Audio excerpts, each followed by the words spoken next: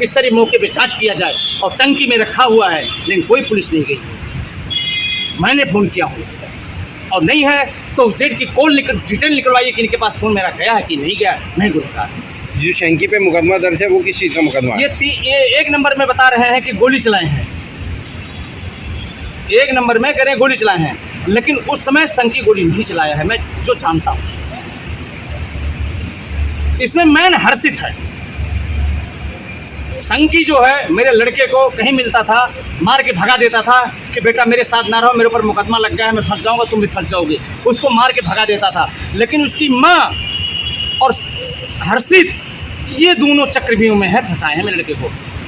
1:15 पे हमारे पास सबूत है, फ़ोन की है उसकी माँ, लड़के से मेरे बात किया है। 2:15 बजे 2:17 25 या 17 पे फ़ोन मैसेज भेजा है, 2 नंबर दिया है कि हमसे तत्काल बात कीजिए। 2:15 बजे रात को कौन ऐसा आदमी है कि पराये लड़के के पास मैसेज भेजेगा? ये उसी घटना की उसी दिन की 23 तारीख की रात में, और 24 को हमें पता लगा है डेथ हो गई। जो हर्षित की माँ उस समय घटना पर नहीं थी, घटनास्थल पर साथ गई थी, गाड़ी में थी, साथ गाड़ी में साथ थी।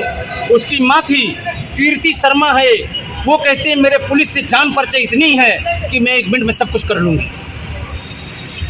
उस नंबर पे हम फ़ोन करते हैं, नहीं फ़ोन उठाती है हर्षित की मम्मी। 1 नंबर सच्चों को नंबर दिया मैंने, मैं कहा सर देखिए नंबर पता कीजिए किसका है। उनने फ़ोन किया है 1 नंबर सच्चो साहब ने, उन्हें बोले मैं हर्षित की माँ बोल रही हूँ। उनसे क्या जवाब सवाल किया इसके बारे में मुझे नहीं पता चला। ठीक है। मैं पूछा मिश्रा जी, हाँ जी, जो आपका बेटे का हत्या हुई उसमें पुलिस ने 5 लोगों को गिरफ्तार किया है और हाँ जी। पुलिस का कहना है हाँ जी। कि ये गौ रक्षक थे जिन्होंने गौ तस्कर समझ के आपके बेटे को मारा। हाँ जी। कितना सहमत हैं आप इस बात? हम इसमें सहमत नहीं है, कुछ भी नहीं है। अनिल कौशिक ने कहा है कि मैंने गोली लगी है गलती से, गोली गलती से लगी है, लेकिन मैंने सवाल किया कि दूसरी गोली कैसे लगी है, उसका उनका कोई जवाब नहीं हुआ है। मकान मालिक जो हैं हमारे, जो रहते हैं 5 नंबर में, उनके बच्चे और उनकी मिसेस सब ने बयान दिया पहले 1 नंबर वालों का। कह रहे हैं मैंने न्यूज़ में दिया है कि मैंने पहचाना, लेकिन ऐन पे क्या दे दिया, गौ कसकर को दे दिया। इसलिए हमें कुछ समझ में नहीं आ रहा है असलियत। और मकान मालिक से पैसे मेरे को 4,15,000 रुपये लेना है, एग्रीमेंट बना हुआ है। अगले महीना मेरा डेट पूरा हो रहा है और ये घर से सब गायब हैं, लापता है, पुलिस इनको छोड़ दी है। हमें पैसे दिलवाने की कृपा किया जाए बस।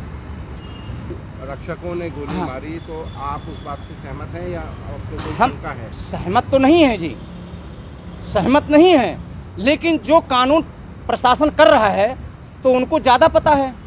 और वैसे पुलिस पूरी मदद कर रही है मेरी, क्यों सारे पुलिस डिपार्टमेंट जो नहीं है सारी मेरी अपनी ही मदद कर रही है, पुलिस मेरी पूरी मदद कर रही है। लेकिन हमें आत्मिक शांति नहीं मिल रही है कि पहले लेडीज़ों ने 3 आदमी बयान दिए कि 1 नंबर वाले हैं, और 1 नंबर वाले कैमरे में आ गए कि नहीं हैं।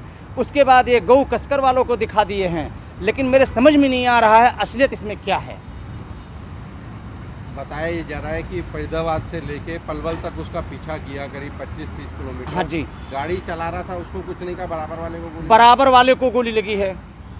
वही तो मैं पूछ रहा हूँ सर कि 5 थे, एक मेरे बेटे को ही गोली लगनी थी और किसी को नहीं लगनी थी गोली, मेरे बेटे को ही गोली लगी। 2 गोली बताई जा रही है, एक पीछे से और एक आगे। हाँ, तो जब अगर पीछे से गोली लगी तो फिर सामने से? मैंने अनिल कौशिक से CBI ऑफिस में जाके बयान दिया, उन्हें पूछा हूँ मैंने, हाँ क्राइम ब्रांच में। उनने कहा पहली गोली यहाँ पे सिर में लगी है। तो मैंने कहा लड़का जब मेरा गिर गया तब दूसरी गोली यहाँ क्यों लगी, हमें इसका जवाब चाहिए। इसलिए हमारे समझ से बाहर हो रहा है। समय एक सहारा था बच्चा, हमारा कौन करेगा गुजारा? अब मैं किसके सहारे जीऊँगा? हमें न्याय जो मिला वो संतुष्ट नहीं होता। हम संतुष्ट अभी नहीं हैं। कह रहे हैं लोग कि अपने आप को खून का इल्ज़ाम कौन लेगा। ठीक, अनिल ने 1 गोली गलती से कह रहा लग गई, अनिल गोली 1 लगी, वो बेचारे भाग गए। अनिल ने अपने ऊपर करें गौ हत्या हुआ है मेरे से, वो कबूल रहे हैं, लेकिन दूसरी गोली किसने मारा यहाँ पे है। अनिल ने मेरे हाथ जोड़ के बोला गलती हो गई मेरे से, मैं गौ कसकर समझ के इनका पीछा किया। एक गोली गलती से यहाँ पे लग गई है, सब बाहर निकले। उसके बाद दूसरी गोली किसने मारा यहाँ पे, उसने अनिल ने क्या कबूला कि मैंने मारी है या एक गोली अनिल ने कहा है कि गलती से यहाँ लगी है, तो अनिल ने ये नहीं कहा कि छाती पे गोली मैंने दूसरी गोली नहीं अनिल ने कहा है। अनिल ने ये बात नहीं बोला, मैंने पूछा अब आ गया है, वो हड़बड़ा गया।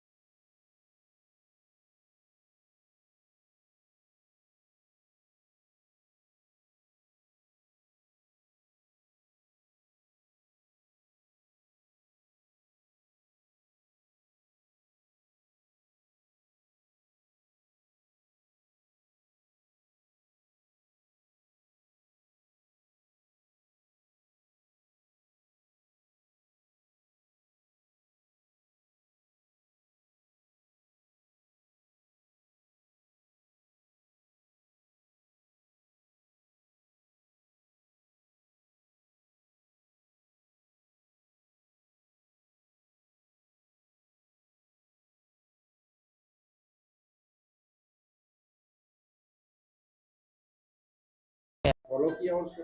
ये जो आप वर्जन बता रहे हैं, ऐसा कोई भी वर्जन पुलिस के सामने अभी तक नहीं आया है। पुलिस के पास किसी भी तरीके की कोई भी सूचना किसी भी व्यक्ति की तरफ से या फिर किसी भी गाड़ी के बारे में ऐसी कोई पुलिस के पास या फिर कंट्रोल रूम में कोई सूचना जो इस तरीके की नहीं थी। और जो आप बता रहे हैं कि अगर किसी भी व्यक्ति के द्वारा पास्ट में भी अगर ऐसा कोई भी काम कानून के दायरे से बाहर जाकर करके अगर किया गया है तो उनके खिलाफ कार्रवाई लगातार होती रही है और भविष्य में भी होती रहेगी। किसी भी आदमी के पास ऐसी अथॉरिटी नहीं है कि वो कानून से बाहर जाकर के किसी भी तरीके का कोई काम पांचों जो गिरफ्तार हुए हैं, इनका बैकग्राउंड क्या है, ये क्या काम करते हैं, कौन लोग हैं? मैंने बताया सभी आरोपी जो हैं ये फरीदाबाद के ही रहने वाले हैं और सभी अपना इंडिविजुअल काम करते हैं और कोई एक साथ जुड़ करके किसी संगठन के साथ काम करने की चीज़ अभी तक नहीं आई है और इस एंगल को भी वेरीफाई किया जाएगा और जो अन्य जो कारण है इसमें हत्या का जो अभी तक सामने आया है उसको वेरीफाई करके और उसी के बाद जो है चालान जो है वो माननीय न्यायालय में दिया जाएगा। सर आर्यन सभी आपस में दोस्त हैं, सब कैसे कनेक्टेड है सारे आपस में?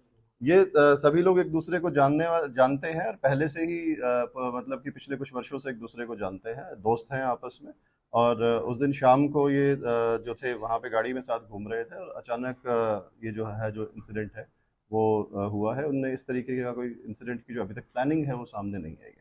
सर ये जो आर्यन के साथ वेपन कहाँ से आया इनके पास? जो वेपन है इनमें से जो मैंने बताया आपको कि वेपन कस्टडी में जो रिमांड के दौरान बरामद कर लिया गया है वो इलिसिट वेपन था, लाइसेंसी वेपन नहीं था और जो वेपन का सोर्स उसको आइडेंटिफाई किया गया है जिसे गिरफ्तार किया जाएगा। सर जो आर्यन के दोस्त थे जो साथ में थे शंकी और दूसरा ये लोग क्यों भागे थे कि 20 किलोमीटर से ज्यादा गाड़ी के अंदर जो आर्यन के साथी शंकी था उसके ऊपर जान से मारने का जो एक केस है, हत्या के प्रयास की कोशिश का मुकदमा उनके ऊपर ऑलरेडी था 307 का, जिसके अंदर वो वांटेड था और उसे लगा कि शायद ये जो दूसरा पक्ष है जिनके साथ उनका ये मुकदमा चल रहा है या वो पक्ष हो सकता है इनके साथ, और बदला लेने की नीयत से वो लोग आए हों, इसीलिए वो जो है उन्होंने अपनी गाड़ी को भगाया था। इस वेपन से कितने फायर किए गए? जो अभी तक सामने आया है उस वेपन से टोटल 4 फायर जो हैं वो बताए गए हैं, और 2 जो इंजरीज हैं वो डिसीज्ड को थी, और जो वेपन है उसका फोरेंसिक लैब में भेज करके उसका इंस्पेक्शन कराया जाएगा, और जो चीज़ है उसको रिपोर्ट आने के बाद कोर्ट में दी जाएगी। एसीपी साहब, लगातार जीटी रोड पे चढ़ते ही सुनने में आ रहा था कि लगातार फायर करते रहे हैं गाड़ी पर, तो मतलब कि सुनने में ये आ रहा है कि 4 से ज्यादा फायर किए हैं, ऐसा भी कुछ है क्या? नहीं, अभी तक की जो इन्वेस्टिगेशन है और जो